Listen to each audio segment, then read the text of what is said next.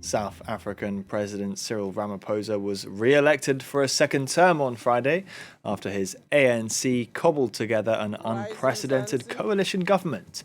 Lawmakers voted overwhelmingly to put Ramaphosa back in office after the general election produced no overall winner. It marked a turning point for South Africa, ending 3 decades of dominance by the late Nelson Mandela's party. Let's listen to Ramaphosa. Madam Speaker, I want to thank the members of this august House who have voted for me, who through their vote have invested and placed their trust in me.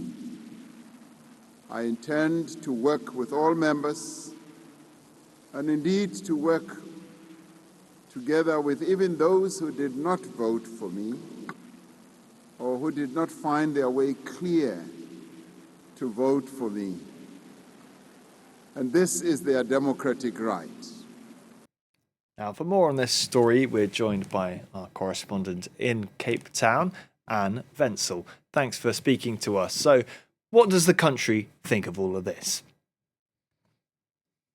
The country is, I think, there's a small segment of the country that's very happy because they feel that this is kind of the right call for stability, for possibly economic progress. Because remember, jobs is still a huge issue in this country.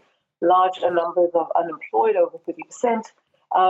But there's also a larger feeling of, having sold out,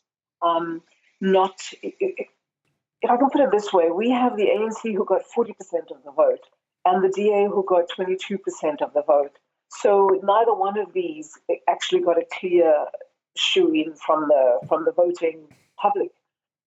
So for them then to come together and say this is the best way possible, a lot of people are scratching their heads about this. We had Julius Malema, who, when he made his first 2-minute speech, as the political parties did afterwards, and he said this is a marriage of convenience.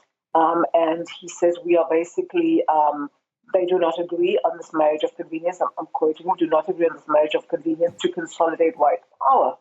So this is a lot of how some people are seeing it, because remember, the DA is not seen as particularly pro-poor. So this is how it starts from the public side politically. I mean, look, the MK was not in the House, 58 seats. They can still be sworn in later. And the clip you just played, where he talks about some who are not talking to us or some that we are still talking to, they could still be in that group. And how are they actually planning to govern then this coalition, given that there will surely be some pretty major compromises?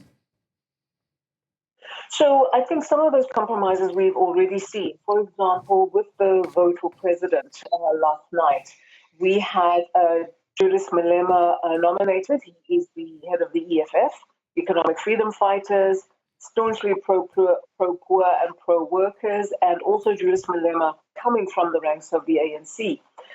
He got 44 votes, which I think equals to the seats that they have in the House. And then Cyril Ramaphosa got 283, which shows the backing from the other parties in the coalition, the DA, the IFP, and so on. But how are they going to go forward? Because this is kind of the horse trading. So the DA supported, Cyril for president, and then the DA got a deputy speaker elected in turn. The deputy speaker in the House is from the DA. Now, this is how it's going to play out. It's all negotiations. So maybe it's a government of national unified negotiations. I don't know. But that's what's going to happen. So I think there's going to be a lot of horse trading. There's going to be a lot of all that backdoor conversations happening before things get to the public. And I think that could make things take longer and raise frustrations.